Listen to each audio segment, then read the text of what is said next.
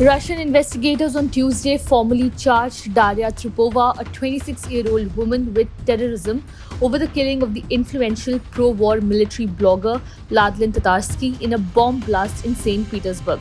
Tripova was charged under the criminal code pertaining to a terrorist act committed by an organized group that resulted in the deliberate infliction of death on a person and the illegal carrying of explosive devices committed by an organized group, according to a court statement published on Tuesday.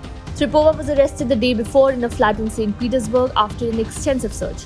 A newly published video circulating on Russia media showed Tatarsky taking a statue out of a box, a small figurine in his likeness and painted gold, followed by what appeared to be an explosion.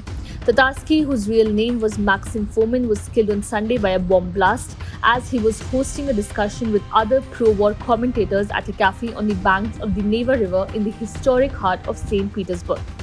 Investigators alleged that Tripova, acting at the behest of Ukraine, brought the statue filled with explosives to the venue and handed it to Tatarsky. It subsequently exploded, killing him and injuring more than 30 other people. The Russian Investigative Committee has requested that Tripova remain in detention until June 2nd.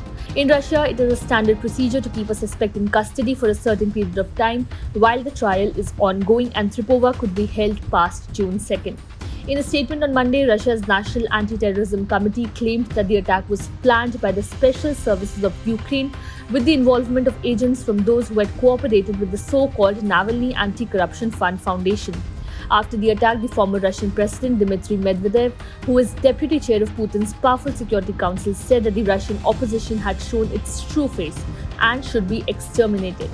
The authorities are likely to use the attack to drum up support for Russia's continuing invasion of Ukraine, as well as further intensify its crackdown on internal dissent. Putin's spokesperson Dmitry Peskov, commenting on Tatarsky's death, said that is exactly why the special military operation is being carried out.